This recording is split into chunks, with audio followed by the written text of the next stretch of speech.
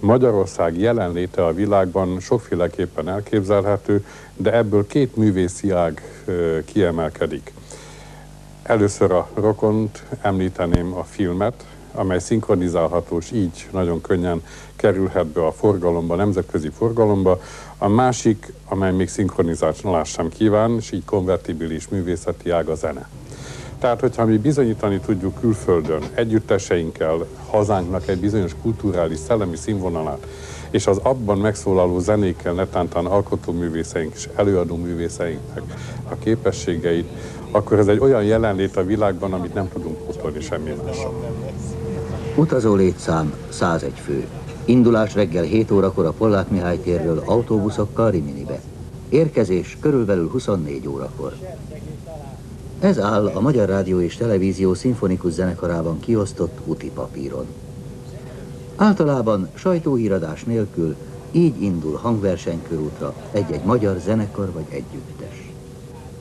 Rimini egyébként olasz nyaralóparadicsom, de itt az ősz. A tengerpart még berendezve várná a nyaralókat, a nap még süt, de egy-egy elszánt napimádon kívül üres a plázs. Talán pár hete vagy néhány napja még zsúfolt volt minden négyzetméter. Várakozni kellett a strandok vendéglőinél, most pedig vége. Ha a 101 magyar muzsikusnak szabad ideje lenne, szinte elvesznének itt a tengerparton, ahol nyaranta pedig több tízezer ember szórakozik.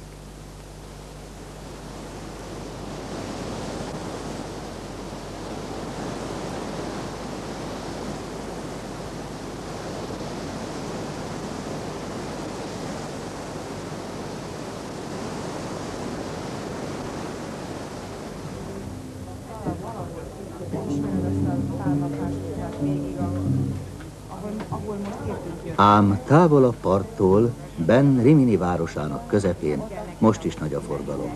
A Tempio Malatestiano, a Rimini dóm máskor csöndes udvarán, a békés sétákra hivatott kerengőn, ládák, hangszerek és ruhás szekrények között próbára készül a zenekar. A kamion éjjel érkezett, a muzsikusok buszokkal jöttek a szállodákból, s most a kényszerhelyzetben egy-egy öltözőszobába kerülnek a ruhák, és a kerengőn igyekszik Kiki megkeresni hangszerét, öltözetét.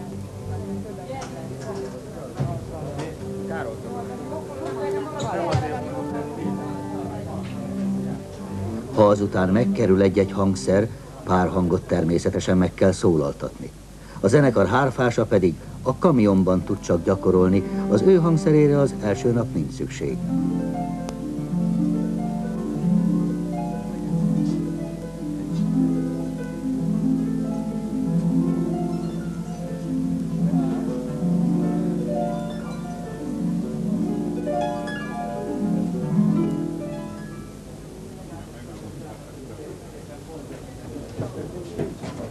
Minden nyüzsgés, keresgélés közepette kedves mosollyal, ám érthetően némileg riadtan megy végig a dóm főplébánosa.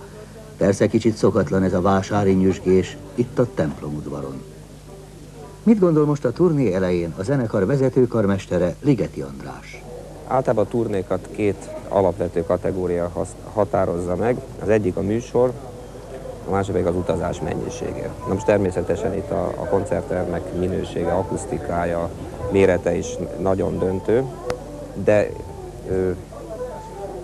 számunkra a felkészülés ideje alatt természetesen a műsor mennyisége és minősége, nehézségi foka, itt pedig az utazás a döntő, hiszen nem mindegy, hogy milyen fáradtsági szinten érkezünk meg.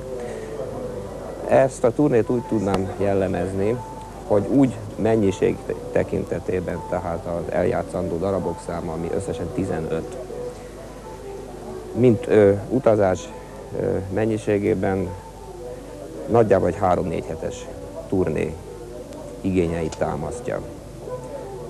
Adatszerűen 15 művet játszunk el, 10 szólistával, mindösszesen 5 koncerttel. Ez azt jelenti, hogy minden koncerten egészen más műsor, és közben helyenként 600 kilométeres buszozások.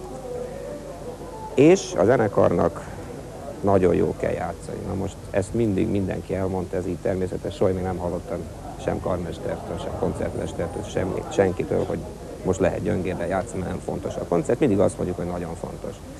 Nos, ebben az esetben én úgy gondolom, hogy ez a dolog moralizálása messze mezen túllép, mert azt hiszem, az egész zenekar érzi, az egész magyar zenei élet érzi, hogyha külföldön van, Nyugat-Európában, Közép-Európában, hogy az eddigén egy lényegesen felfokozottabb figyelem van irányunkban. Én azt hiszem, hogy ez természetes, és nem kéne megmagyarázni, hogy ez miért van, hiszen mindenki tudja. De van egy olyan érzésem is, hogy ez nem tart örökké. Tehát most ezt a figyelmet igen ki kellene használni, ezzel lehetne élni, méghozzá a legbecsületesebb és legtisztességesebb eszközökkel, azzal, hogy most bemegyünk és próbálunk, és este megint csak nagyon jól szeretnénk játszani. Csajkovszky B-moll zongora versenyének szólistája Boris Berezovszky.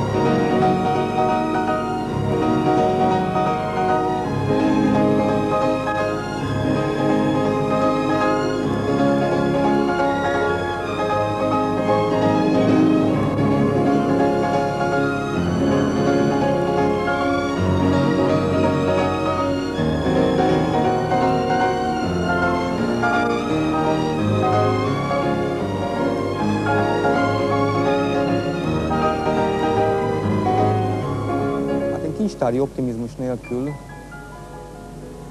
már azt mondhatom, hogy bizonyos fokig elégedett vagyok, több okból. Az egyik, hogy mint tudjuk, a szólistáink a Csajkovszky verseny győztesei.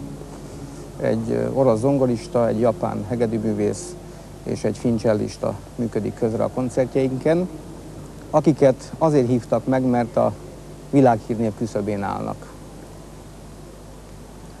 Ugyanez vonatkozik a zenekarra és igazgatókarnagyunkra, Ligeti Andrásra egyaránt, már csak azért is, mert legutóbbi svájci turnénkon a zürichi lapokban ezzel a címmel jelent meg a koncertünkről a kritika. A másik az az, hogy Csajkovszkij verseny lévén orosz-szovjet versenyművek hangzanak el, és bennünket egy magyar zenekart hívtak. Nem azért, mert olcsóbbak vagyunk, hanem mert művészeti szempontok alapján ránk esett a választás. Ez a másik, amit nagyon fontosnak tartok, és azt jelzi, hogy nem egy magyar műveket játszó, idézőjelben folklór szimfonikus zenekar vagyunk, hanem egy európai zenekar, amely történetesen Magyarországról jött. A harmadik, hogy a turnés olyan koncertjeink is lesznek, ahol a saját szólistáink, illetve saját zenekari tagjaink működnek közre, mint szólisták. Így Schumann 4 kürtös versenyművét a saját muzsikusaink szólaltatják meg, és Bartók 2 portré című művében a hegedű szólót Falvai Attila első koncertmesterünk játsza. Az első koncertnek óriási sikere volt. A rövidre zsugorodott éjszakai pihenő után délelőtt újra próba, új műsor és új közreműködő. Az előző napi tapasztalatok alapján Ligeti András változtat a létszámon. Nagyon jó az akusztika, ezért kell a változtatás. Csajkovszkij hegedű versenyét Jevgenyij Buskov játsza. A pólós, szakállas fiatalembert bárki akár sportolónak nézhetné, amíg el nem kezd játszani. 12-en vagytok, 10 vagytok.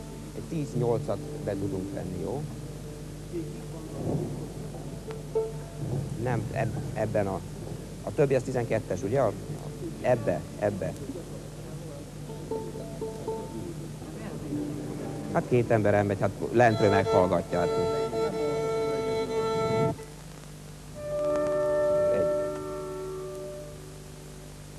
De jobb, ha nem egymásra mutogatunk, hanem mindenki a sajátját teljesít, és nincs miről beszélni.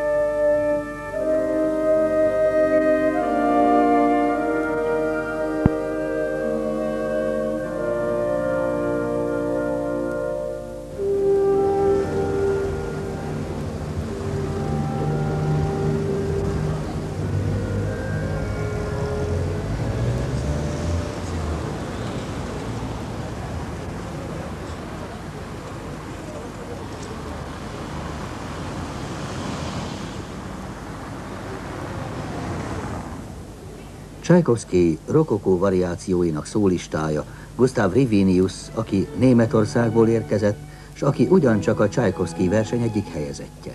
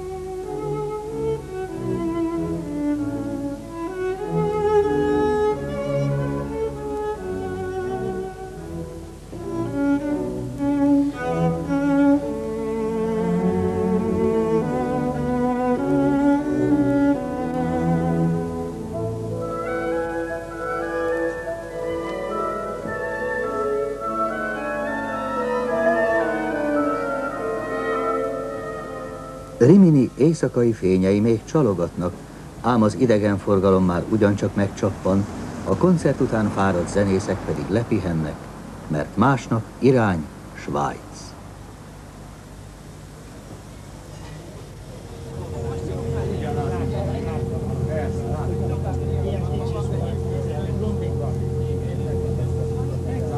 A mesés tóparton már itt sincs forgalom.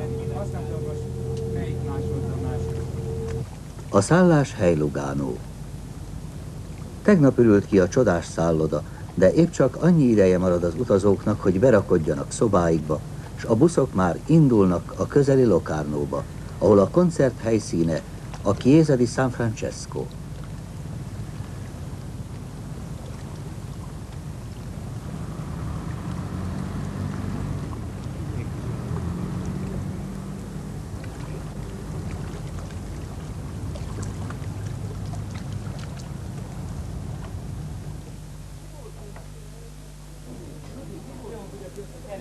Gyere idébb egy kicsit, ha csak arra tudjuk kiemelni.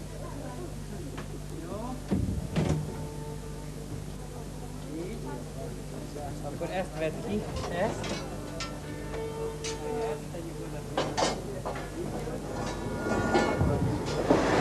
A határon csak nagy késéssel átjutó kamion némi izgalmat okozott muzsikusoknak, közönségnek egyaránt, de a ládák végül itt is bekerültek a kolostorudvarra.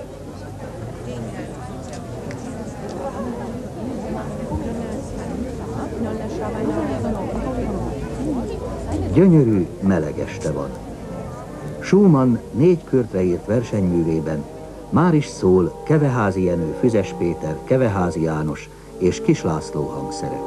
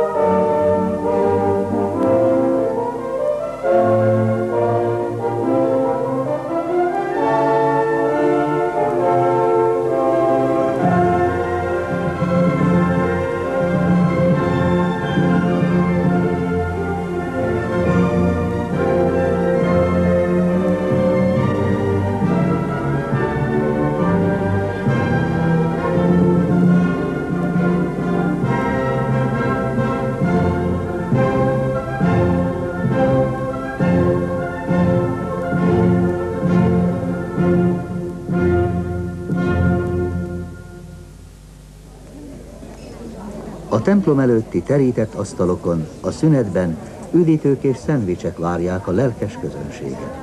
A muzsikusok csak kicsit levegőznek, kezdődik a második rész. Brahms, variációk egy Haydn témára.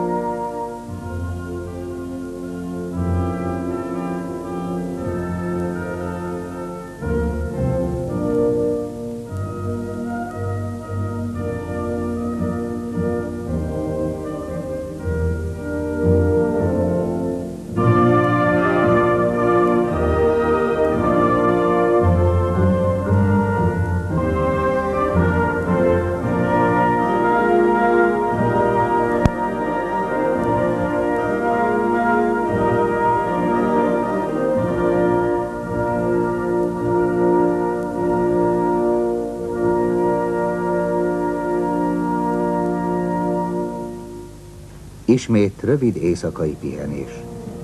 Rajtunk kívül talán kevesen ébredtek olyan korán, hogy a szálló erkélyéről részesei lehessenek a napfelkelte előtti csodás színjátéknak. Szimfónia színekből, a sötéttől a pirkadatig.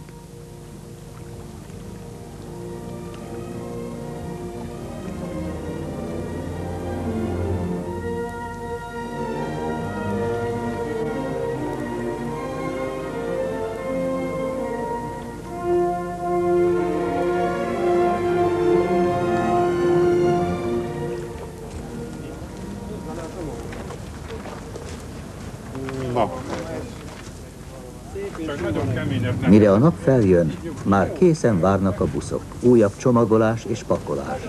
A gépkocsi vezetők ellenőrzik a motorokat.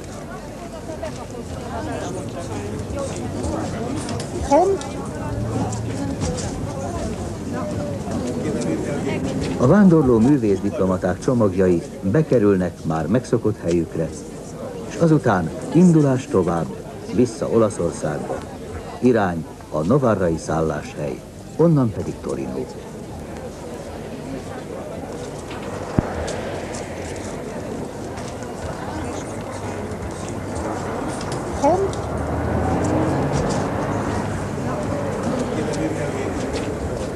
Itt vagyok.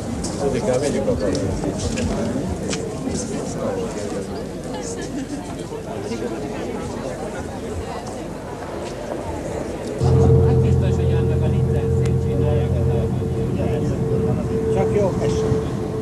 A tankolás közbeni rövid megállás alkalmat ad kevés mozgásra, kis játékra, de mindig csak röviden, és indulás tovább.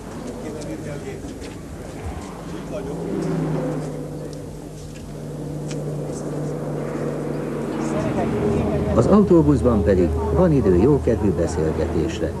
Meg lehet nyújtani a rövid éjszakai alvást, a képernyőről, kazettáról Hofi Géza szórakoztatja az utazókat.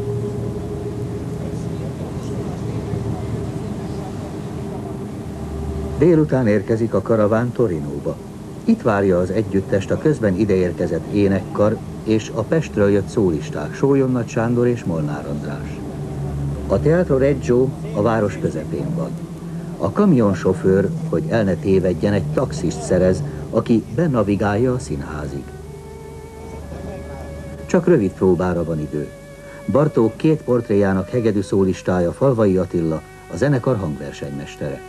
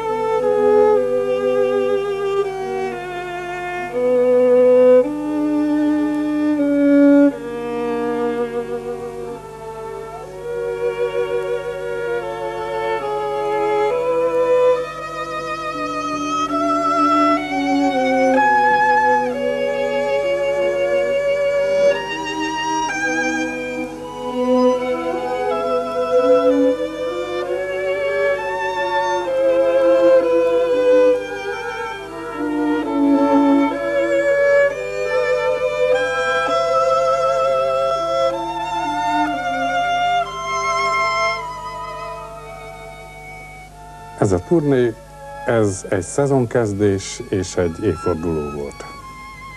Szezonkezdés abból a szempontból, hogy ennek a évadnak a legelső megjelenési lehetősége volt a zenekar és a kórus számára, sőt eredetileg arról volt szó, hogy mind a három együttesünk részt vesz majd az olaszországi fellépésekben. Itt három fesztivál találkozott időben, a Rimini, mi ott kezdtük el a koncerteket, a Locarnói, elég nagy út volt, és utána közbe esett a torinói fellépés, majd visszatértünk Riminibe. Egyúttal évforduló is volt, mert egy év óta kísérli megtalálni, de azt is mondhatom, hogy egy év óta sikerül bizonyítani a zenekarnak és karmesterének, hogy megtalálta magát Lehel György halála óta, ami nagy megrázkódtatás volt.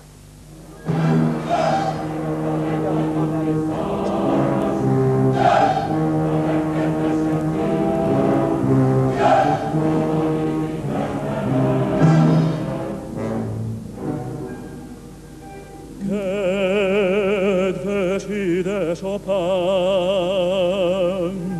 ránk te sose célozz, mert téged mi tűzünk a szarvunk hegyére, és úgy hajgálunk téged rétről rétre, téged körről körre, téged hegyről hegyre, és rétről rétre, és körről körre, és hegyről hegyre, és téged hozzávágunk, téged hozzávágunk, hozzá éles kősziklához, vízzel borrázott.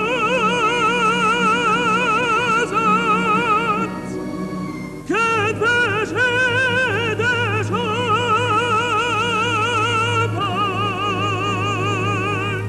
vízzel borrázott.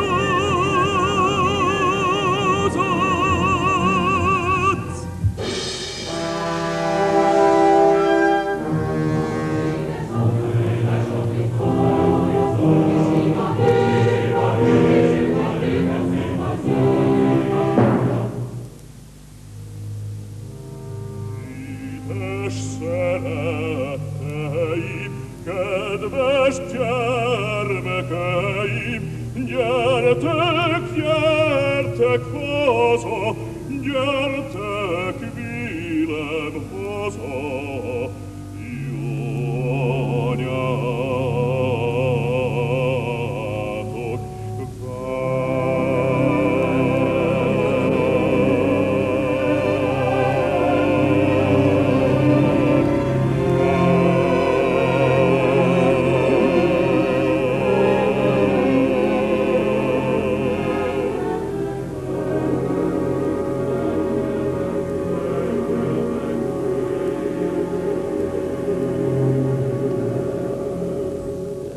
Mint általában, itt sem úgy történtek a dolgok, ahogy elterveztük, bár a változások nem érintettek hátrányosan bennünket.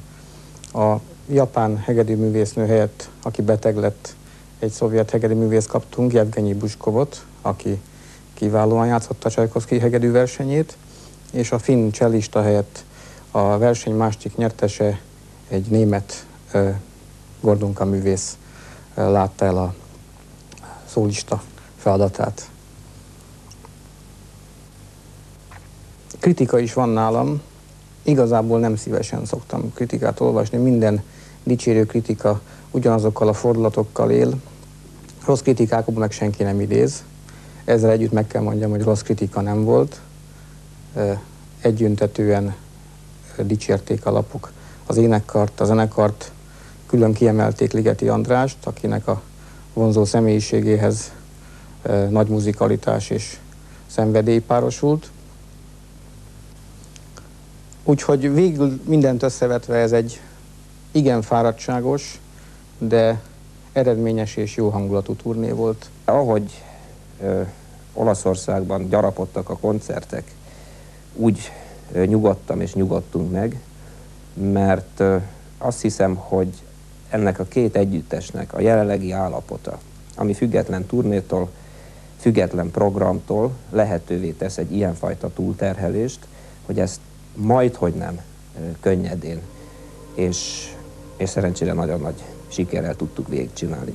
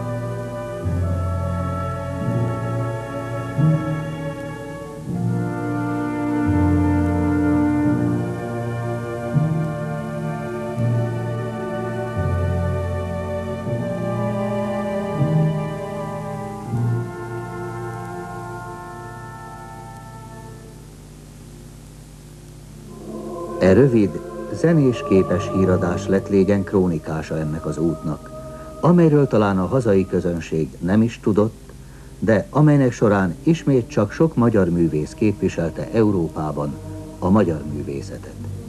Nagy siker volt mindenütt. A magyar művész nagykövetek méltó módon teljesítették küldetésüket.